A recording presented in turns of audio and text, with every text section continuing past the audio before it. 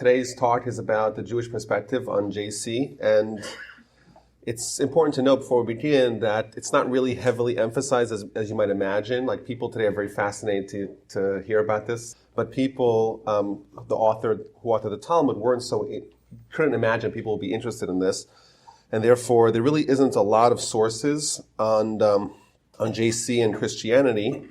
And indeed, in general, I would say that historical existence and perspective on JC is a little bit difficult to nail down, pardon the pun.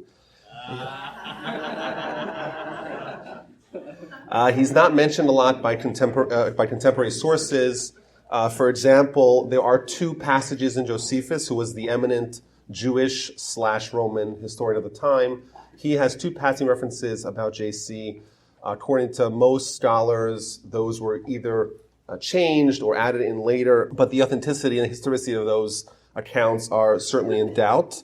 And I would argue, even from Christian perspective, Christian sources, the four early Gospels, Matthew, Mark, Luke, and John, they appear on the scene about between 30 to 60, maybe even later, years after this JC is reported to have lived. So there is a paucity of sources, in the general world, general history, and even Christian history. And in Jewish sources, we find some sources in the Talmud. Now, it's important to note, if you actually go through all 63 books of Mishnah and 39 books of Talmud, you won't find any references to JC. And the reason why is because in the Middle Ages, in the medieval times, the Roman Catholic Church at various times either forced the censoring of the Talmud. They thought there were parts that they considered to be theologically problematic, and therefore they edited them out. Other times they had forced destruction of copies of the Talmud. We know famously they burned 24 wagon loads of Talmud in Paris in, I think, 1243 or something like that. And obviously at the time, today you destroy 24 wagons full of Talmud. It's terrible. But at the time, when everything's being copied by hand and the only extant manuscripts are ones that are handwritten, and those are burned, 24 wagons full of them, it's a real disaster. Now, even though the sections of the Talmud that discuss JC were censored, us Jews are obsessed with our manuscripts. So the Jews clandestinely maintained a book containing all the redacted parts of the Talmud that you could still buy today, called Chesronos HaShatz, which means the missing parts of the Shas of the Talmud. And in modern editions of the Talmud, so it depends. Some of them, so I have over here some Talmud. This is the Vilna Talmud. This is the gold standard of Talmuds. But you'll notice something very bizarre about this page. So you have this page, which it goes all the way to the end, and really every page goes all the way to the bottom. Every single page goes to the bottom. With the exception of this page, there's this whole white part. You'll notice that over here on page 43 in Sanhedrin, and on page 107b as well, you see this really strange-looking piece of white space on the Talmud you don't find anywhere else. Everywhere else it goes to the bottom. And the reason why is when they finalized this edition of the Talmud in Vilna, they were aware that these particular pages were missing sections that were taken out hundreds of years prior. So in order to make this little note in the actual document that there's missing pieces, they left this big white space. Now, in other editions, so here I have an updated version of the Talmud. This is the Oz V'Hadar variant of the Vilna Talmud. What they did is on page 43 and page 107b, they didn't add it in back to the way it was, but they put it along the margins. If you look at the margin over here, it gives us a quote from the Chesronos HaShatz, from the missing parts of the Talmud, all the various words of the section that were cut out. Some of them actually, there's some editions of the Talmud that actually put it into the page. So we actually do have access to what the architects of the Talmud and the leaders of the Jewish community of the time actually believed in their perspective on this individual and this movement. And I think it's important for us to critically analyze these sections, because these parts are like every other part of the Talmud. The Talmud is written with unfathomably deep insight. There's multiple layers, and there's things hidden between the lines. But, if you were to Google the question of JC in the Talmud, you find thousands of websites and a lot of anti-Semitism being spewed. And that's unfortunate because a lot of it is being misinterpreted, misunderstood, misrepresented, taken out of context. And therefore, it's good to go to the sources and see what the sources actually say before we try to give a informed opinion as to what it actually means. The Talmud doesn't even talk about JC. It talks about a fellow by the name of Yeshu, or Yeshu HaNotzri. Now, what this is and who this individual is, and is this the Christian JC, is a major question. Because Yeshu, in all likelihood, is a variant of Yehoshua, Joshua. And it's very likely that there may have been tens of thousands, hundreds of thousands of people with that name. And thus, when you find that name in Jewish sources, it's not necessarily 1,000% clear that you're referring to the same individual. What's more, the word Yeshu, or Yehoshua indeed, that means salvation. So I would imagine if I was an aspiring Messiah 2,000 years ago, and I wanted to choose like an alias, just as my business, my operating name, it would seem like a good choice to choose Yehoshua or Yeshu, because that would indeed kind of bolster my credentials. And this is very useful because if you look at the sources and you understand at what point in time they're talking, it seems very clear to me, and indeed to commentators as much as 1,000 years ago, that there's for sure more than one person being mentioned in the verses. Because you take some hints from the verses, and it's clear that it's not talking about the same people. Additionally, another kind of wrinkle in this discussion is that the word Yeshu has been suggested that's not actually a proper name. Because you would wonder, if his name was Yehoshua, why would he not just stick to Yehoshua? It seems like it's okay. It's a good name to still have. Why would you change it to Yeshu? So some have suggested that the word Yeshu is not a proper name, but it's just an acronym for Yamach Shemo V'Zichro. May his name and his memory be blotted out, which is what's given to enemies of the Jewish people. So whether that's true or not, who knows? But it certainly adds more issues and items into the discussion. What does the word Yeshu even mean? Is it referring to someone? Is it referring to ideas? Is it referring to multiple people? And that's a little bit confusing. And indeed, the Ramban, Nachmanides, in 1263 in Spain, he had a famous disputation with a local Jew who had become Christianized. They had a debate, and the Ramban suggested that every time the Talmud says Yeshu, is not necessarily the same person. Obviously, different people being described as Yeshu, and it's not necessarily referring to the Christian hero. So that's important to note. Okay, so let's go through the sources. And the first source is about the execution of someone by the name of Yeshu and their 5 students. Now, the context for this is from Sanhedrin 43a. The context for this is discussing what's the laws of someone who was convicted of a capital crime, specifically one of stila, one that contains within it the capital punishment of stila, and what to do once you find someone is guilty. Indeed, all the judicial proceedings are done. What now? So there's the last-ditch effort to try to find vindication for the person, and they would announce even as they're leading someone to the execution, they would make an announcement. They have a crier announcing this and this person was convicted of the following crime that happened at the following location at this time. These are the witnesses. If anyone knows any reason that may find acquittal for him, come forward. And we know in Jewish law of capital punishment, the overarching goal is to try to find acquittal. We don't like being the ones to put someone down for their crime. And there's a mitzvah, v'yetzilu edim, we have to always try to find acquittal for someone who is accused of a capital crime.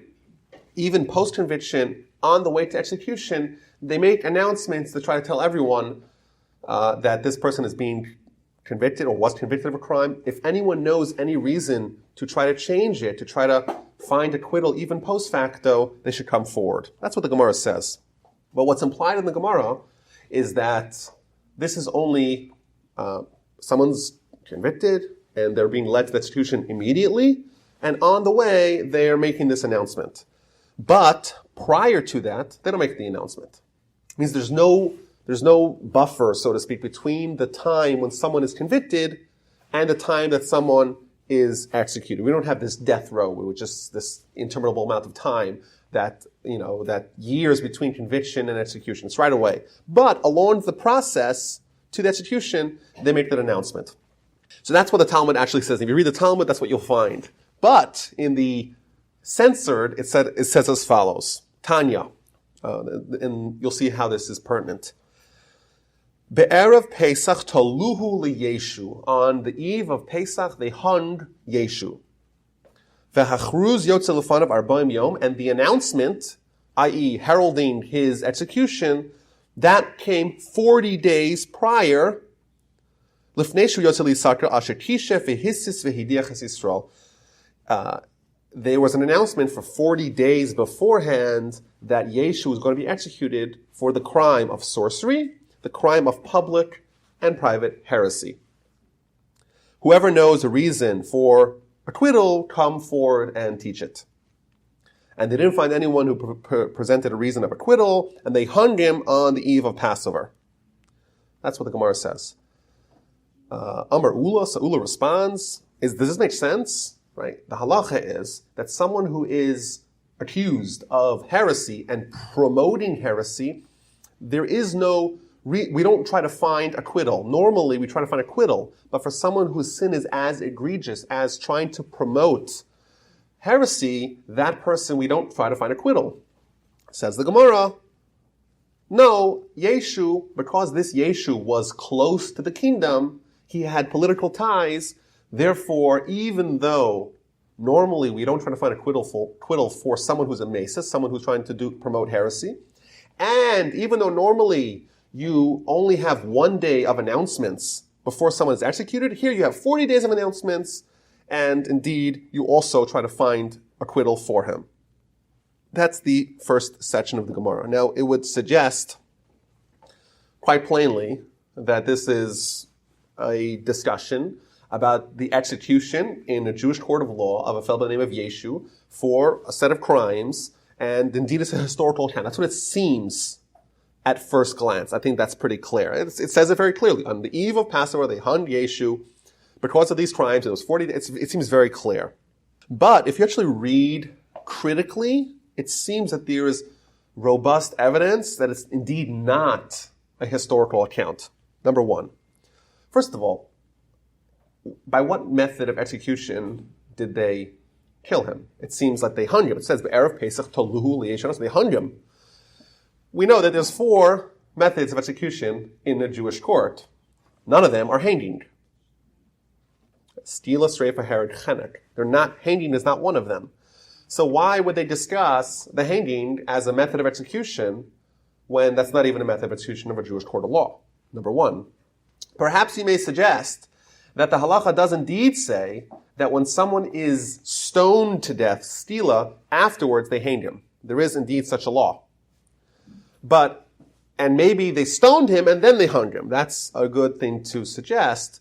But I would question, why are they harping on the post-mortem process of hanging and not on the execution itself, which is the stoning? So it seems bizarre for the focal point to be the hanging, number one. Number two, it gives us also a time in the calendar when this happened, the eve of Passover. Now, one of the laws of a Jewish court is that they do not sit on the eve of holidays and Shabbos. So why would this court behave not in line with the laws of a Jewish court? Furthermore, thirdly, the Gemara says that the reason why he got special treatment and he got the 40 days and we tried to find acquittal for him is because he was close to the kingdom. Well, we know historically that the Christians were not close to the kingdom, i.e. the Romans, until many hundreds of years later.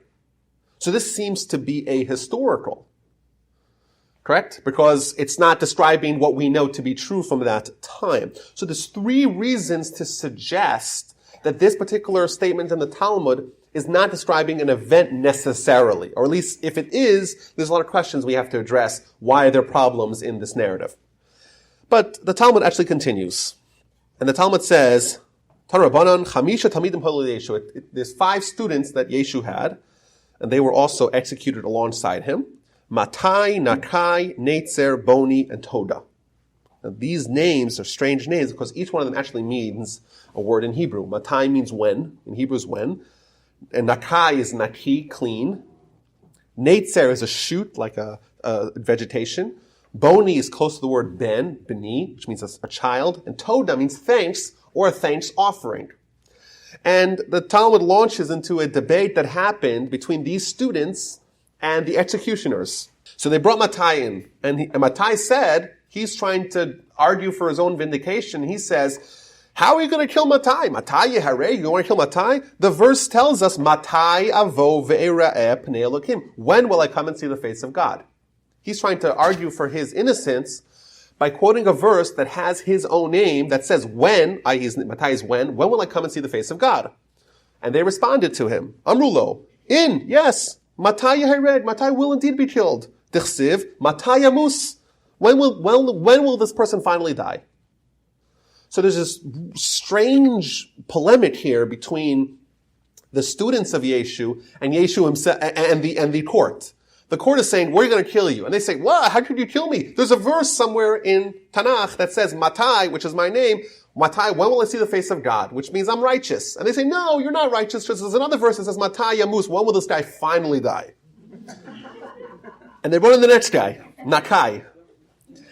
What happened with Nakai? He says to them, Nakai, you're going to kill Nakai? V'naki v'tzadik al taharok. And he quotes a verse that says, Naki, i.e. someone who's clean, bereft of sin, v'tzadik, and someone who's righteous, al taharok, don't kill. And they quote him a different verse.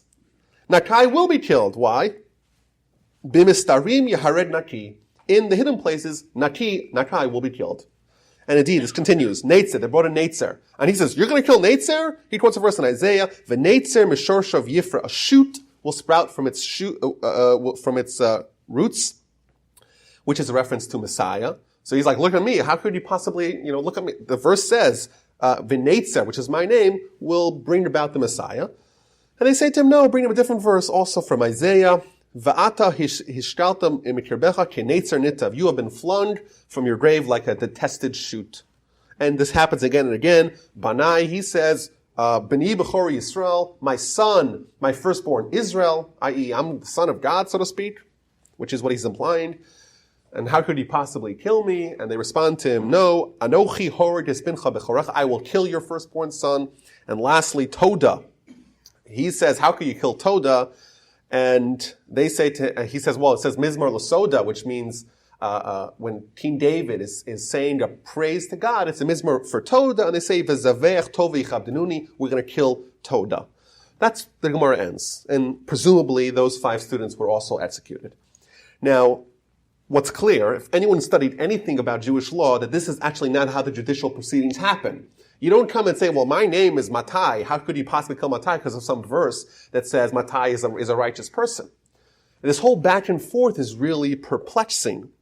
It seems to me that this is further proof that this particular episode, at least, there's more to it. It's certainly not just retelling the minutes, so to speak, of a debate that happened with the student. Because if you're guilty of a crime and you want to be found innocent, you want to be acquitted, you know what you need to do? You have to provide evidence.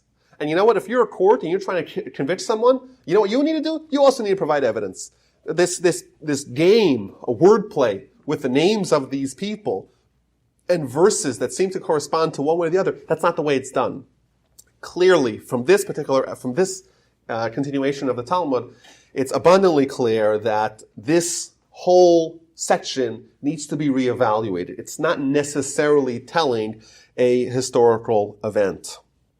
It seems like it's more theological, and I want to suggest perhaps if you look at the actual debate, there's a lot of indication that this is a theological debate.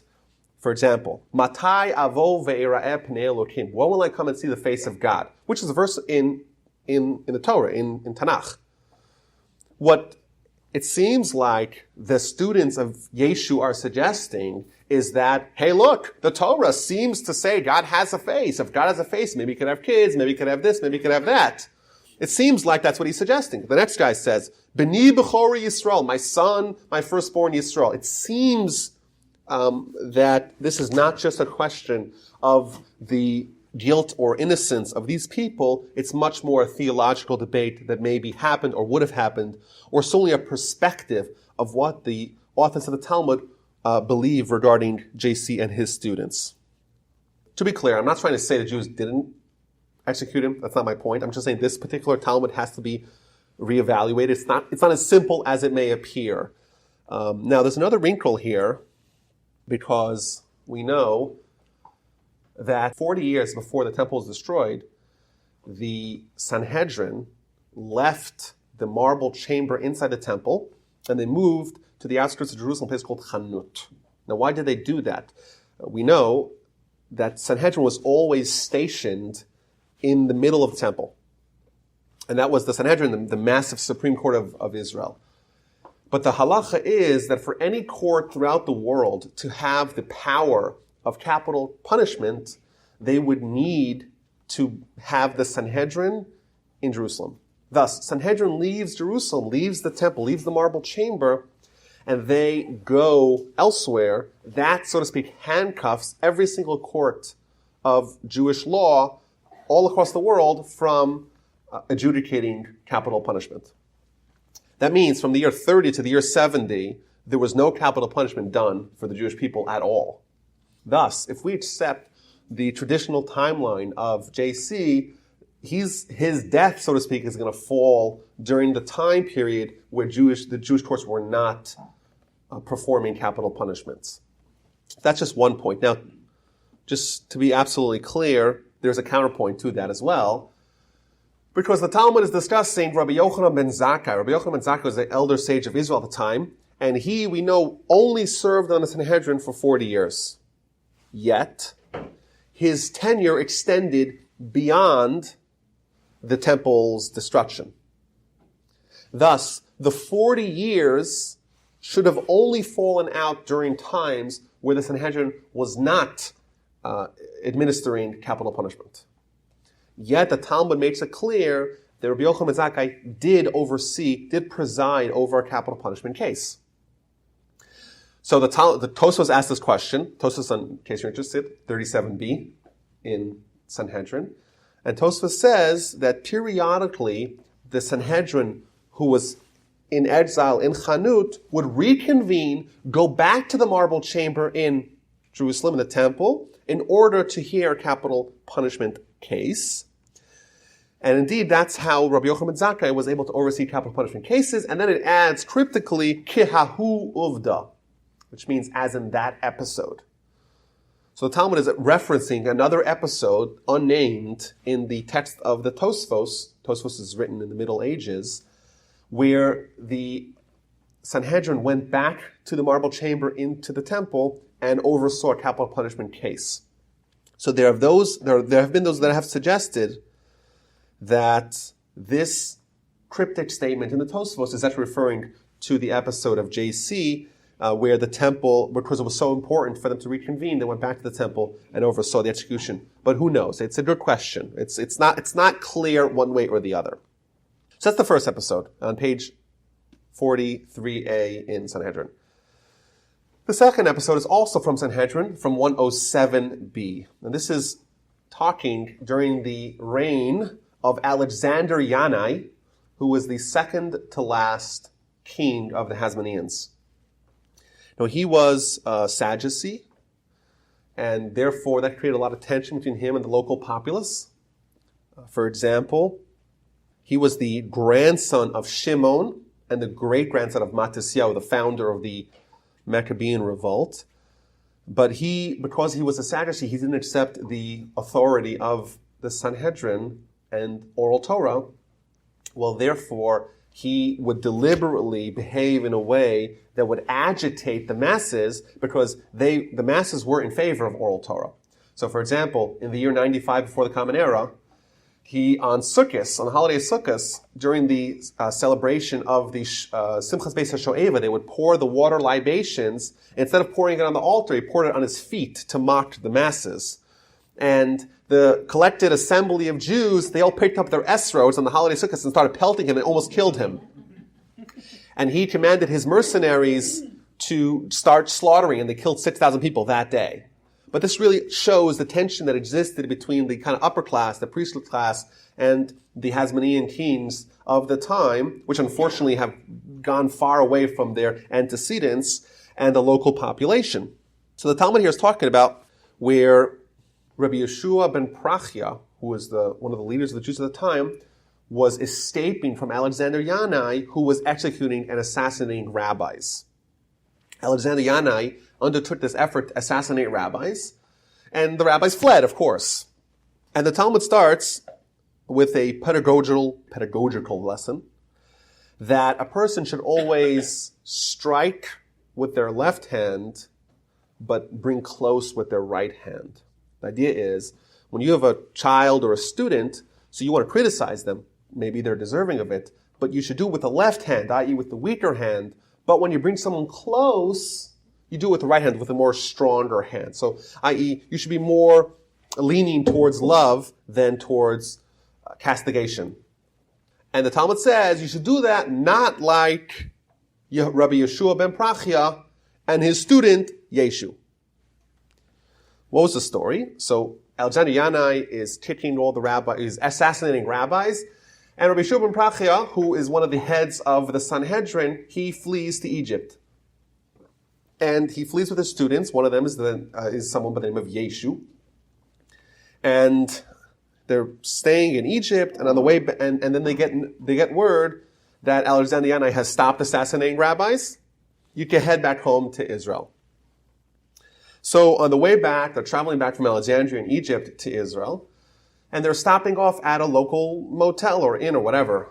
And because he's the leader of the Jews and he's a really wonderful person, so they treat the rabbi and all his students with great honor. And Rabbi Yeshua ben Prachia tells his students, look what a wonderful achsania this is. Now the word achsania is a little bit of an ambiguous word because it could mean this wonderful inn, but it also could mean this wonderful innkeeper. So Rabbi Yeshua ben Prachia had said, what a wonderful inn, look how well they're treating us, but his student Yeshu misinterpreted it as meaning what a wonderful innkeeper this is. So he responds, Yeshu does, but wait a minute, her eyes are kind of a little bit narrow. It's not such a beautiful innkeeper after all. Kind of a little cross-eyed, not so beautiful. So the rabbi said to Yeshu, he says, Rasha, wicked one, this is what you're looking at? And he took out 400 trumpets, which is a way of saying, he excommunicated him. He made a big deal about it, and he sent him away. And every time Yeshu would come back to try to find favor and repent with his teacher would push him away. Until finally, he came, and his teacher was saying Shema, and thus he was busy, but he had meant actually to accept his apology. But he kind of told him, wait 1 second until I'm finished. Yeshu was fed up. He found a rock, started bowing down to the rock, and went off to idolatry. Once his teacher has finished the Shema, he says, okay, now repent. He says, well, it's too late for me to repent. I've done too many sins. And then he went along his way to sorcery and to public and private heresy. So this is an interesting story because here, this is not some unnamed Sanhedrin with these strange debates between Yeshu and the 5 students. Here, we know who we're talking about. We're talking about Rabbi Yeshua ben Prachia, who during the era of the Zugot, during the 5 Zugot, where you would have the leaders of the people, one of them being the head of the Sanhedrin, and the other one being the Nasi, the prince, they were the leaders of the Jewish people. One of them was Rabbi Yeshua ben Prachia. And the last one of them, of course, is Hillel and Shammai. These are the leaders of the Jewish people. And the Talmud, the Jewish text, is calling him out, is giving a lesson to us how to treat children and students. And it's pointing a finger to Rabbi Yeshua ben Prachia, saying he did a wrong job, not like him. He made a mistake. Furthermore, we get the name of Alexander Yanai. We also meet the name of Shimon ben Shetach, which I kind of skipped here. But these are names and dates and time-stamped points in history. But furthermore, this seems like it's a real episode because otherwise, what do we have? Suppose it's not a real episode. Suppose this too is some sort of theological lesson. Well, you wouldn't include the name of Rabbi Yeshua ben Prachia and say he made a huge mistake. You would say some generic rabbi or generic student, and you would teach the lesson. The Talmud is never going to castigate one of the great leaders of the Jewish people with an episode that's not true, just for some sort of lesson. So it's clear to us, certainly from reading this story, is that this story is describing an actual event that happened. The problem is, Rabbi Shua ben Prachia, he lives 100 years before the Common Era. 130 years before JC is purported to have lived and or died. So is this the same guy or not? It's a hard question to answer. It seems like we're describing a historical event of someone by the name of Yeshu. It also gives him the same litany of sins that the other Yeshu in the previous section did, sorcery, public and private heresy. But is this the Christian JC? Because their guy appears in the beginning of the first century of the Common Era. Here we're describing someone at the beginning of the first century before the Common Era, so at least 100 years prior. So that's surprising. But maybe if this is the guy, or this is a Jewish perspective on who this person maybe was. Now, there's another section in the Talmud. This is from the book of Shabbos. And one of the 39 prohibitions on Shabbos is to not write. And the question the Talmud is dealing with, are you allowed to write on a tattoo? Is a tattoo considered writing? Or is that's not writing, that's some other thing, it's not considered writing. So you write means to write a message. You tattoo is something else entirely. So Talmud Mishnah has a debate one way or another. And Rabbi Eliezer said to the sages, Rabbi Eliezer says that this is a normal way of writing. Sometimes people write notes just for themselves in the form of tattoo. You want to keep a little note for yourself? You just pull out your tattoo gun and just jot it down. That's what Rabbi Eliezer suggests. And the rabbis say, no, that's not a way to write. You don't write with a tattoo. You write with a pen and paper. A tattoo is some other message you want to promulgate for whatever reason. Now, Rabbi Eliezer said to the sages like this, is it not true that Ben Stada brought witchcraft out of Egypt by markings on his flesh? So it's quoting someone by the name of Ben Stada, the son of Stada, who was in Egypt and wanted to smuggle out witchcraft out of Egypt. Problem was they didn't let him take it, so he tattooed it into his skin. And they said to him, no, he was a fool, and we don't bring proofs from fools. So you want to say that writing is a normal thing to do with tattoos. You find that someone who's crazy, who actually keeps notes with tattoos, that's not a good proof. In order for something to be prohibited on Shabbos as a form of writing, normal people have to follow that rule. But then the Talmud has this whole discussion of who was this Ben Stada. Was his name Ben Stada? Wasn't he the name of Ben Pandira? Is it Ben Stada or Ben Pandira? Who are you talking about? So Rav Chisda says, no, his mother's husband was Stada, but his actual biological father was his mother's adulterer, and that was Pandira. But the Talmud says, wait a minute, was his mother's husband, was her name Stada? His name was Papas ben Yehuda. So the Gemara finally concludes, and I'll give a recap of this. His mother was Stada. His father was Pandira. But wait a minute, his mother was Mary the hairdresser, Mary Magdala. So finally the Gemara says, who was this? Her name was Mary or Miriam, but she was called Stada because of what they used to say in Pumbedisa. Pumbedisa is a Jewish city. And they used to say, someone who cheats on their husband is Sdata, which is the Aramaic word of someone who cheats on their husband, someone who commits adultery on their husband. So, what this means is, we're describing someone who smuggles sorcery out of Egypt with a tattoo. That's who we're talking about. His mother, concludes the Gemara, is Miriam Magdala, but she's also called Stada because she committed adultery. Her husband is Papas ben Yehuda. His real father is Pandira. Now, is this our guy? Is this the Christian JC?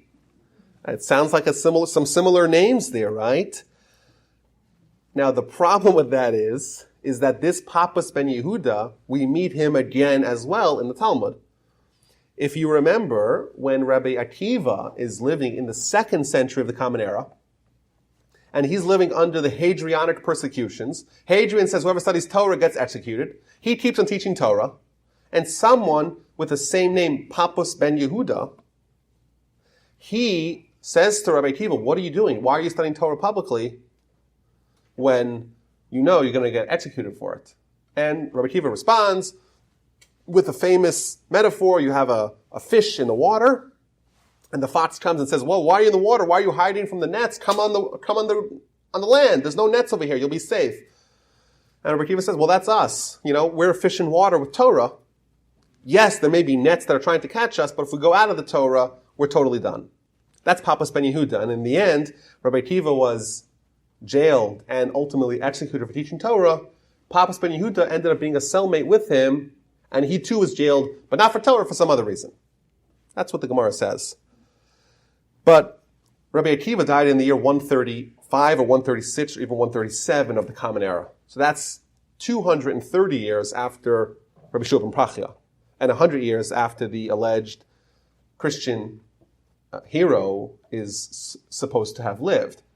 So if this Ben Stada, Ben Pandira, whoever this person who smuggled the tattoos out of Egypt, is it the same Yeshu? Could it be the same Yeshu? So all the commentators talk about this and say, wait, it can't be the same Yeshu because it's from a different time period.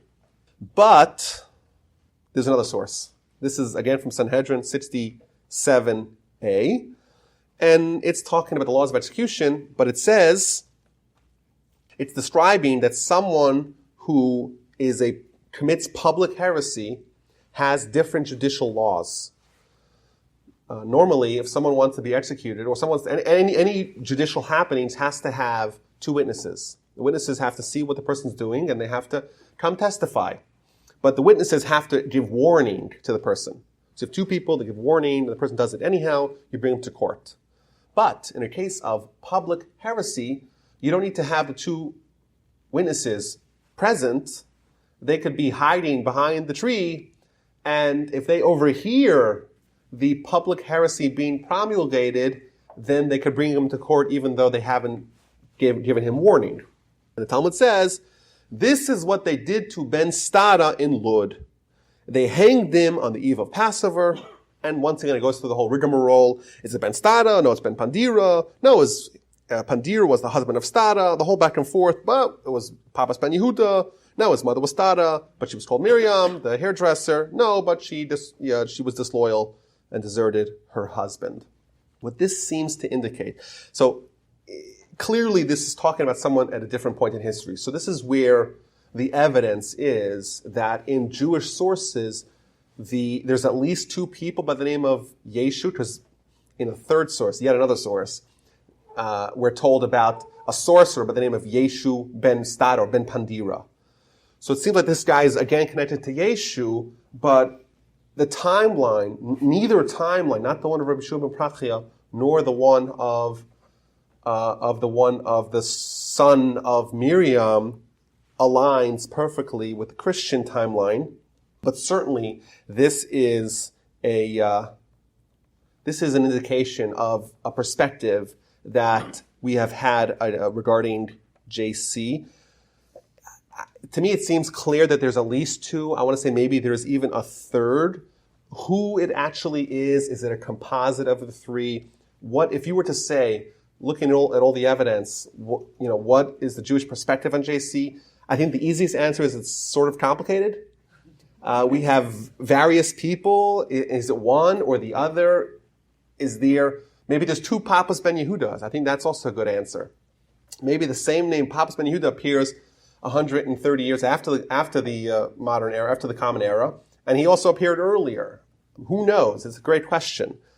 But I certainly I'm more likely to believe, the biases of the rabbis when a woman whose husband is out of town and she becomes pregnant.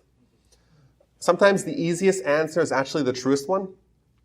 And the Talmud is talking about a woman who was an adulterer with Pandira. Pandira is a Roman name, whereas her husband was out of town.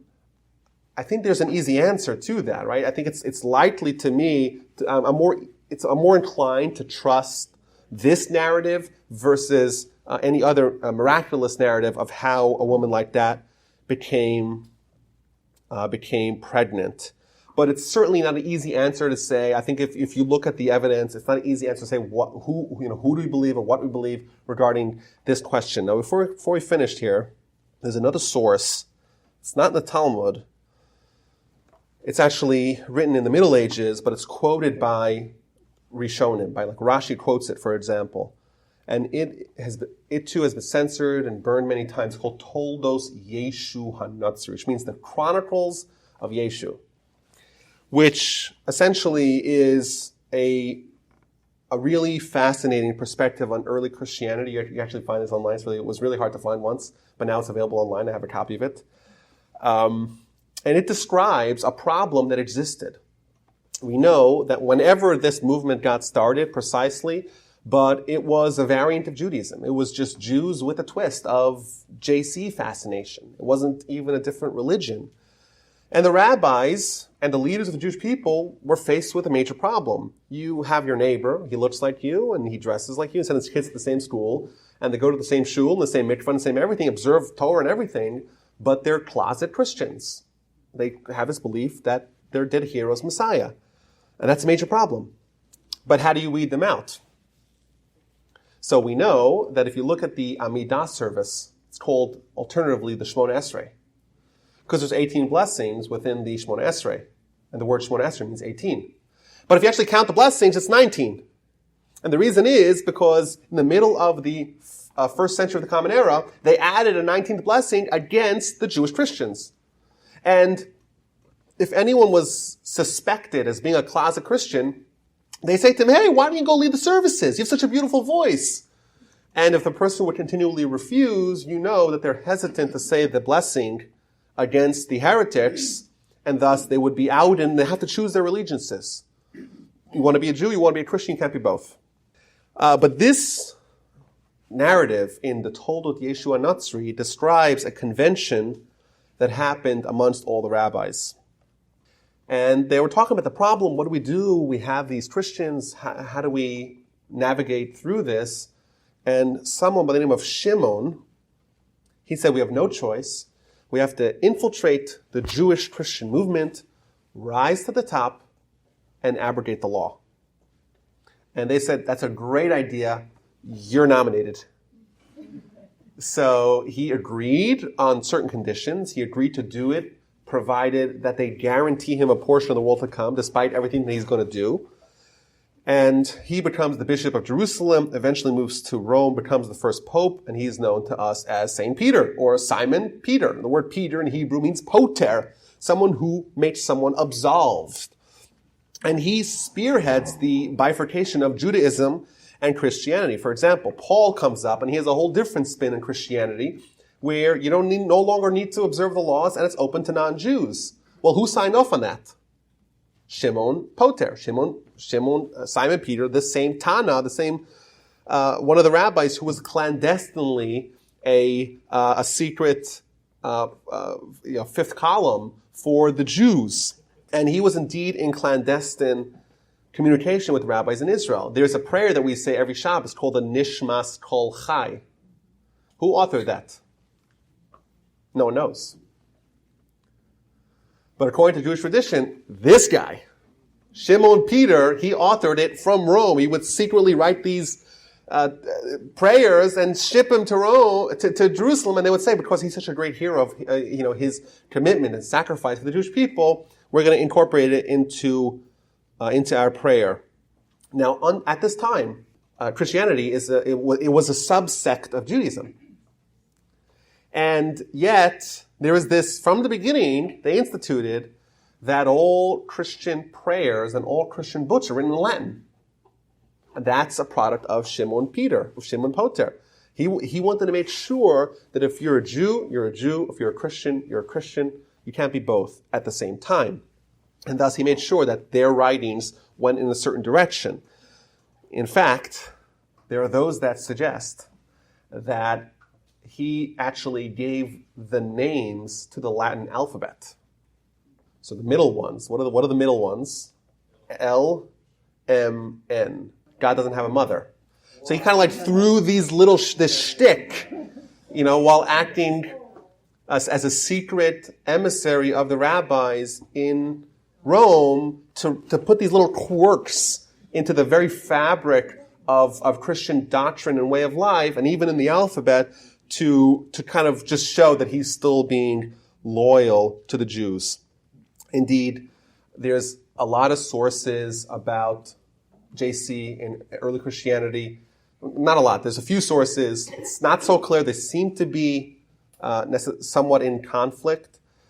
If I had to make a guess, I would say that there's at least two Yeshus in the sources. Which one of them is which? Which one of them is a Christian JC, or maybe neither of them is? It's a good question. I think it's possible that there's a third one. There's one 100 years prior, one 100 years post, and there's one at the time. And thus, maybe to answer some of our questions, the reason why they convened on the eve of the holiday of Passover is because they were outside of Jerusalem in Chanut. They came back, reconvened, made a special emergency session, and they did that at a time where everyone actually convened in Jerusalem in order to cover it up from the authorities. So that's why they would make an exception at this time. But it's still not clear. There's no evidence that's incontrovertible one way or the other. There's a lot of interesting lessons that we could take, certainly about the perspective that they have had regarding this individual. Clearly, to them, and I think it's more logical to us, if someone has a mother and we can't find the father, there's an easier solution than some sort of immaculate conception, would you say? But regardless, it's not as clear as what you may see. And a good idea with regards to any Jewish sources, whenever you hear about them, to actually look at what the sources say and to be better informed in making an evaluation of the evidence.